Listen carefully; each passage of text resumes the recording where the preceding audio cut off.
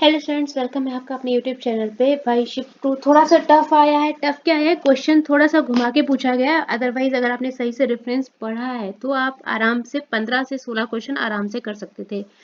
आपके पास जो क्वेश्चंस मिले हैं, भारतीय संविधान में कितने मौलिक कर्तव्यों का प्रावधान है, ये क्वेश्चन हम आपको पहले भी करवा चुके हैं, हम टिक करते जा रहे हैं। आपका हमने पहले बताया था, सीपीओ एग्जाम में आया था 2024, जीडी एग्जाम में भी आ चुका है ये आपका, अभी 2025 में ही आया है। तो ये क्वेश्चन तो डुएबल था, ये तो कर लिया होगा। टोटल कितने 11 मौलिक कर्तव्यों का प्रावधान था। ये हमने आपको पीडीएफ में प्रोवाइड कर दिया था, जो कि आपको कहाँ मिलेगी, टेलीग्राम पे। ट्रिपल आर गाने के नाटू नाटू सॉन्ग को किसने गाया था, एम आर किरावानी। अब याद करो जरा, 04 फैब से यहाँ पर हमने आपको शायद 7 फैब तक करवाया था, उसमें ये सॉन्ग आया हुआ था, वहां भी हमने बताया था। ये क्वेश्चन आपका रिपीट हुआ है, तो जिसने स्टार्टिंग वाली पीडीएफ की होगी तो ये भी क्वेश्चन हमने आपको करवाया था। नेक्स्ट क्वेश्चन आपसे बना था कि भारत में पंचवर्षीय योजनाओं के प्राथमिक लक्ष्य जो है क्या थे। अच्छा, एक बात और है, जो हमारा ट्रिपल आर वाला ये सॉन्ग था नाटू नाटू, इसको आपका एक अवार्ड दिया गया था, ऑस्कर अवार्ड। ये आपकी एक्स्ट्रा जानकारी थी।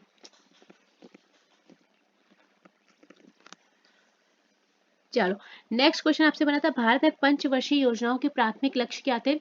यहाँ पर कंफ्यूजन नहीं है, उन्होंने जितने भी लक्ष्य थे सारे के सारे इंक्लूड करके आपको ऑप्शन में दे दिए थे।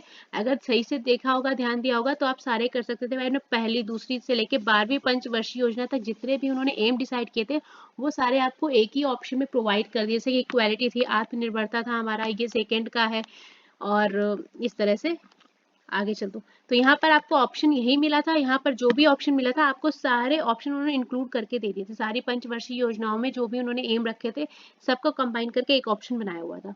आगे चलो, ओलंपिक में बैडमिंटन की कितनी तरह की प्रतिस्पर्धाएं होती हैं, टोटल होती है 5। ओलंपिक में बैडमिंटन को आधिकारिक तौर पर किस वर्ष शुरू किया गया था, आपका 1992 में। ये वाला मैं मेंशन कर देती हूँ शॉर्टकट में।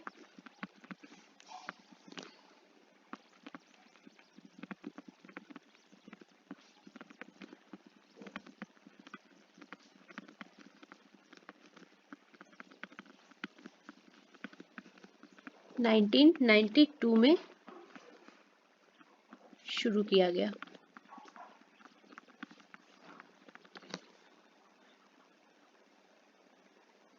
चलिए, बैडमिंटन के प्रत्येक गेम में कितने अंक होते हैं, ये आपका जीडी एग्जाम में एक बार क्वेश्चन आ चुका है, ये वाला मेंशन कर लो।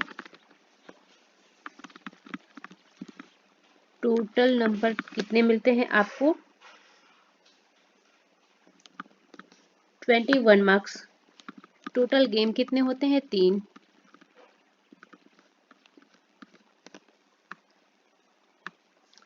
पांच प्रतिस्पर्धाएं जो होती हैं उसमें आपका क्या क्या आता है, एक बार ये लिख लो। आपका हो जाता है मेल सिंगल यानी कि पुरुष एकल, फिर हो जाता है आपका महिला एकल,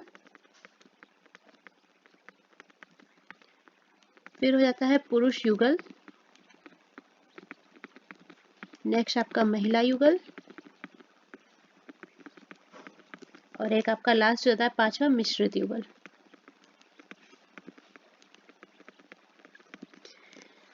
ये हो गई आपकी टोटल 5 प्रतिस्पर्धाएं। बांग्लादेश के निर्माण के समय कौन सी पंचवर्षीय योजना थी, क्वेश्चन थोड़ा घुमा हुआ पूछ लिया था।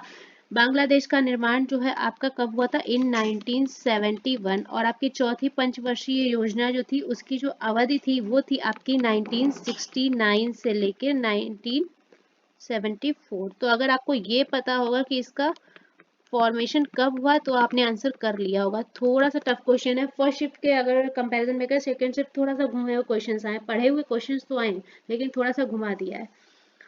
यहाँ पे मैंने क्या मेंशन किया था, इन 1971। ठीक है, आगे चलते हैं। बाकी आपको 5 ईयर प्लान्स की जो है हमने आपको सारी पीडीएफ प्रोवाइड करवा दी है। जो 5 ईयर से रिलेटेड दोनों क्वेश्चन ही डुएबल थे, बस ये वाला थोड़ा सा कंफ्यूजन था क्योंकि उन्होंने बांग्लादेश के निर्माण को लगा के पूछ लिया था। आगे चलते हैं, भारतीय संविधान का अंतिम व्याख्याता कौन होता है, ये क्वेश्चन हम आपको करवा चुके हैं। 365 डेज की सीरीज में हमने आपको ये क्वेश्चन करवाया था, वहां पर जो बच्चे ऐड नहीं है उन्हें नहीं पता होगा। चलो, तो यहाँ पर हमारा क्या हो जाता है, न्यायपालिका। अगर आपको न्यायपालिका ऑप्शन में नहीं मिला होगा तो आपको सर्वोच्च न्यायालय आंसर में मिला होगा। तो दोनों में से आपको जो ऑप्शन में मिला हो आप वो टिक कर लेना।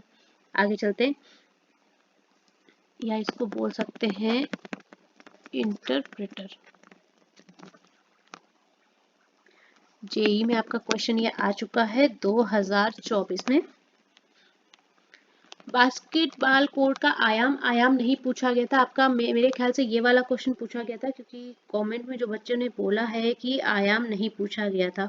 चलो ये पूछा गया था नीचे वाली, इसकी हाइट पूछी गई थी। अगर आयाम पूछा जाता तो आपका 18x15 मीटर हो जाता। आयाम जो है आपका जेई एग्जाम में पूछा जा चुका है 2023 में। अब आयाम नहीं पूछा था, आयताकार होता है और डिसाइडेड बाय ये है FIBA यानी कि अंतरराष्ट्रीय बास्केटबॉल महासंघ के द्वारा ये डिसाइड किया गया है इसका जो आकार है।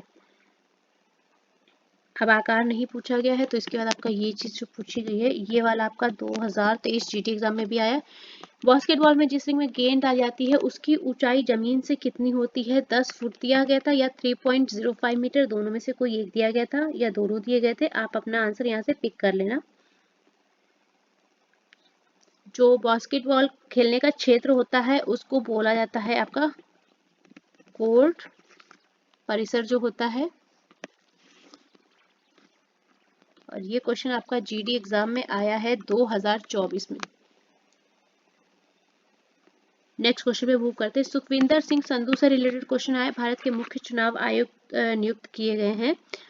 माइक्रो फाइनेंस का आपका काम पूछा गया था, तो ये मैंने यहाँ पर मेंशन कर दिया। आप गो थ्रू द ऑप्शन जाइएगा, बाई ऑप्शन कीजिएगा, आपको ऑप्शन में यही मिला था या कुछ और मिला था एक बार देख लीजिए, वहां पे आपको कार्य में क्या ऑप्शन मिला था। नेक्स्ट है आपका भारत में छोटे उद्योगों से संबंधित मंत्रालय कौन सा है? तो सूक्ष्म और लघु मध्यम मंत्रालय जो है वो आपका MSME कहलाता है। पांचवी पंचवर्षीय योजना किस पर आधारित है? बताया था गरीबी उन्मूलन और आत्मनिर्भरता पर। जीडी एग्जाम में आया हुआ क्वेश्चन है, 2023 की पीडीएफ में आपको मिला होगा। इसके अलावा आपका 2025 में 2 बार रिपीट हुआ है।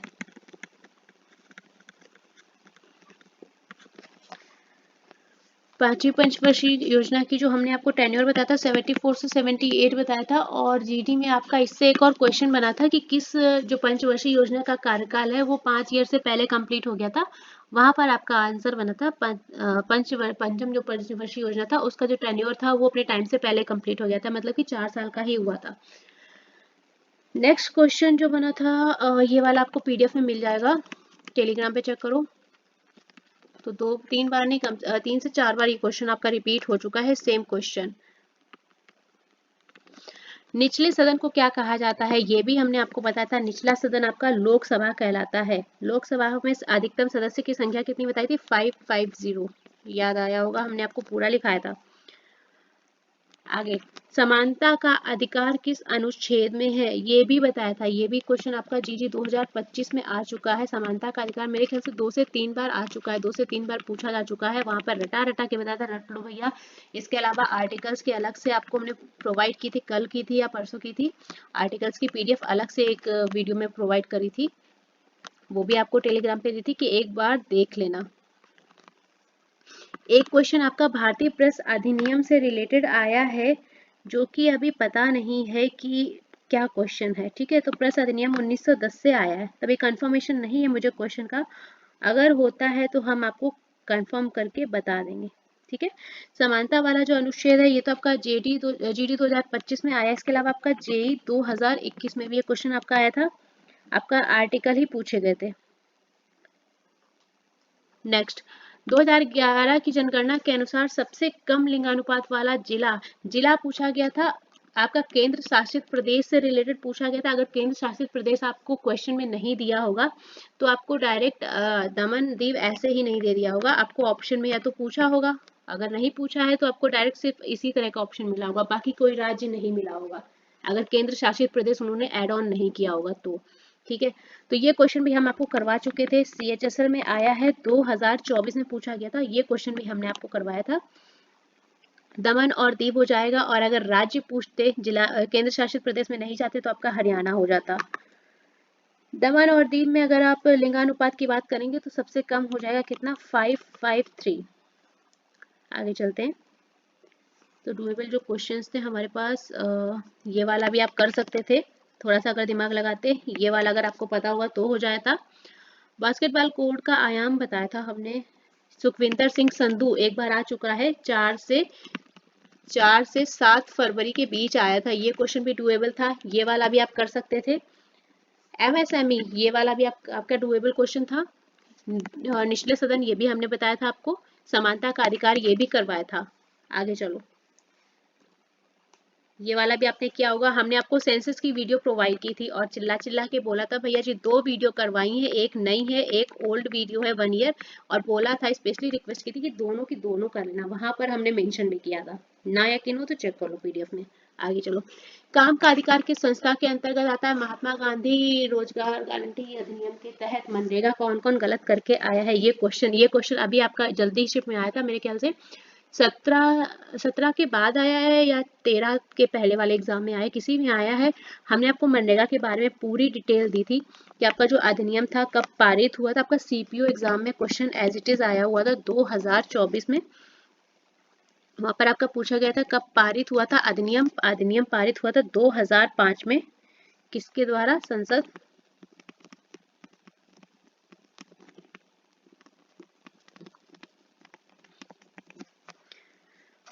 और लागू कब हुआ था? 2006 में।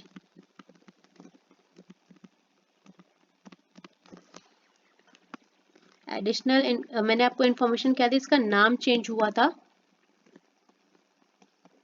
पहले आपका ये था नरेगा, फिर इन 2009 इसका नाम बदल के कर दिया गया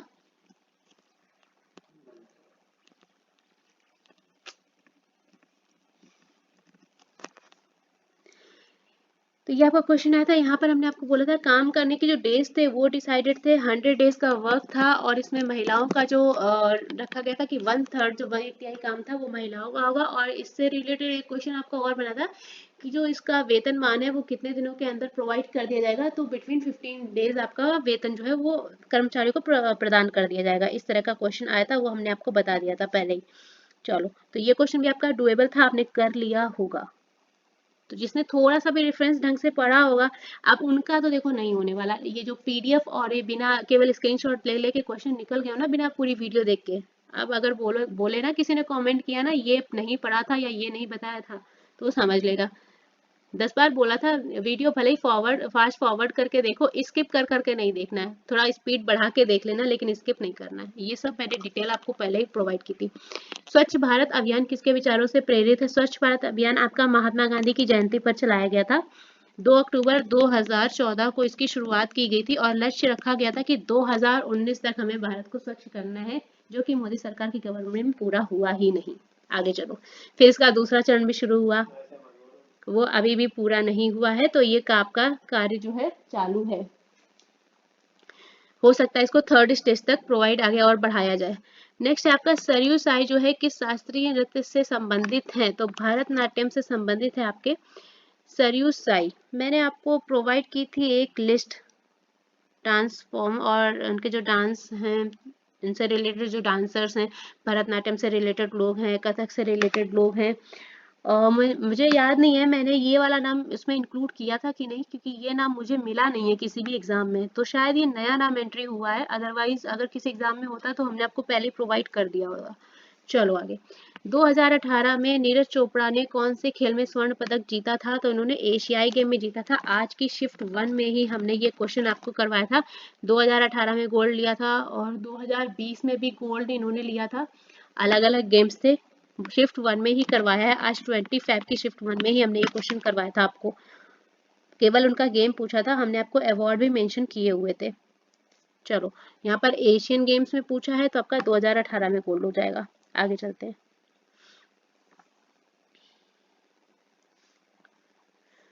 एक आपका ये क्वेश्चन मिला है जिसका मुझे अभी कंफर्मेशन नहीं है। प्राचीन काल में मानव में कुल हड्डियों की संख्या का अध्ययन सबसे पहले किसने किया था? ये क्वेश्चन ऐसे ही आया है क्या कुछ और आया है? ये एक बार मुझे कंफर्म कर देना, अगर किसी बच्चे का एग्जाम था वेरीफाई करना, ठीक है।